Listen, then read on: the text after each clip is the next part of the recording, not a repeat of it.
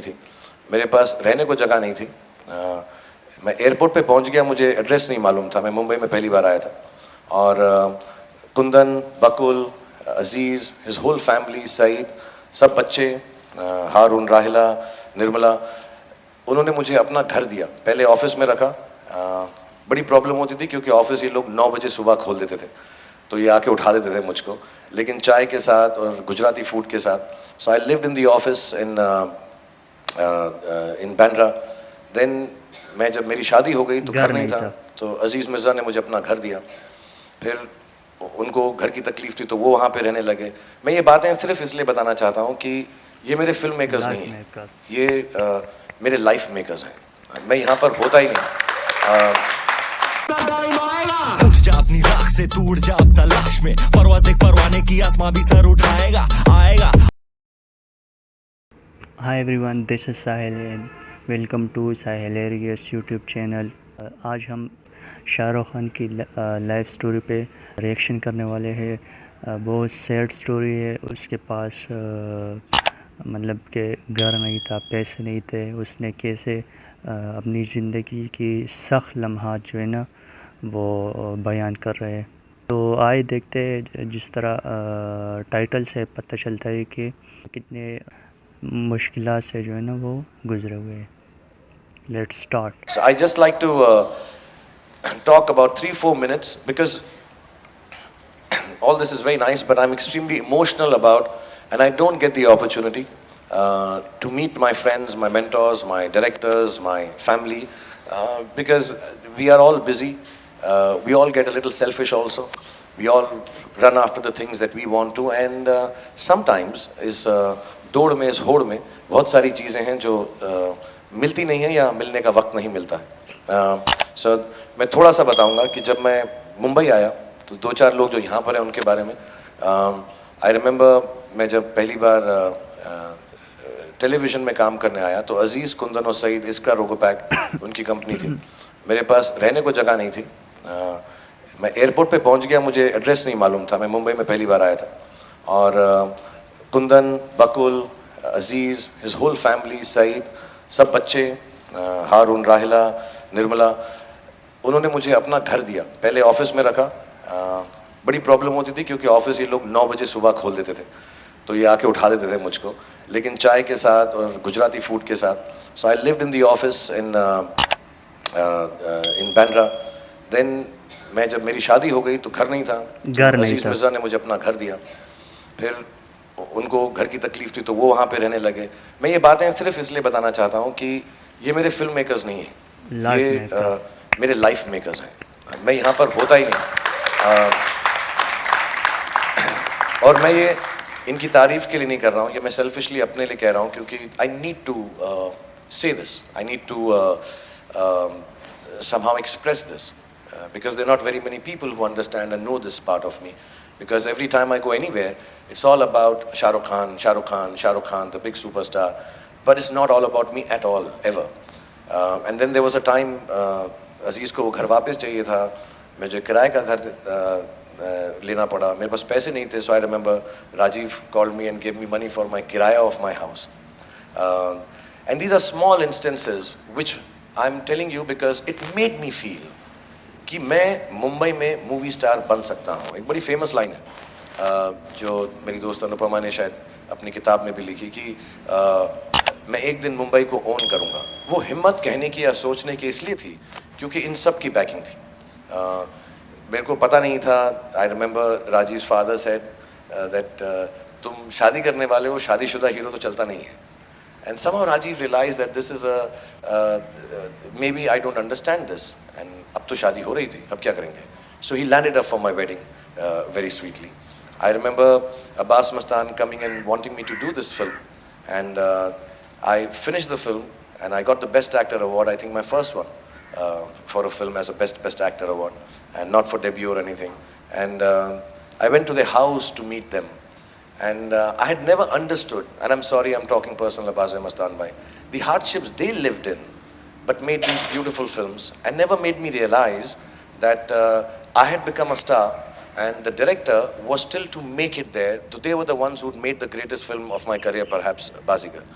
And so many of them have all come together and helped me become who I am, not just as a movie star or as an actor, but as the person that I am. And I owe this to them. And it's humbling that I come here. It's awkward I come here because मुझे मुझे मेरे हक का जो होता है that's very important to me. लेकिन इस सारे सक्सेस के ऊपर मेरा कोई ज़्यादा हक नहीं है actually. Because if it wasn't for people like this, I remember Praveen Nishal taking me, he's an intellectual, he used to sit down with me and tell me, you can be a star.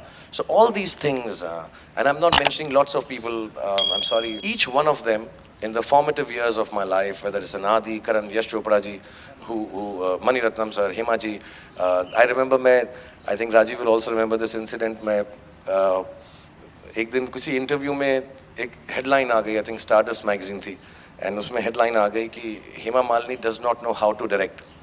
मैंने ऐसा नहीं कहा था, या हो सकता है मैं इतना बदतमीज़ था, मैंने कुछ ऐसी बात कर दी हो. मैं बहुत सारी चीज़ें कहता हूँ और फिर बाद में समझ नहीं आता कैसे बोल दिया. But I didn't mean it, I didn't feel it. And I remember मैं सेट पे जाना था सुबह सुबह, तो मैं छुप छुप के जा रहा था कि हेमा जी मुझे देख ना लें और डांटेंगी, तो मैं छुप छुप के जा रहा था, मैं छुप छुप के ऐसा साइड से जा रहा था. And she said, "Hey, come here." And she saw me, so I came. She said, "Sit here." So I sat down. I said, "She's gonna kill me. She's gonna tell me, what did you say in that interview, huh?" So I just sat and I was like, ज़मीन खुल जाए और मैं चले जाऊँ यहाँ से और ये moment खत्म हो जाए life का यार. And she looked at me. So I want to tell you something. Either you are very famous or I'm very famous. I have to stop working. So it has to be your fame. And when you are famous, people write all nonsense. Huh? Go and get ready. And it was so heartening. And I think, and I don't want to go on and on because actually I can write a book like this.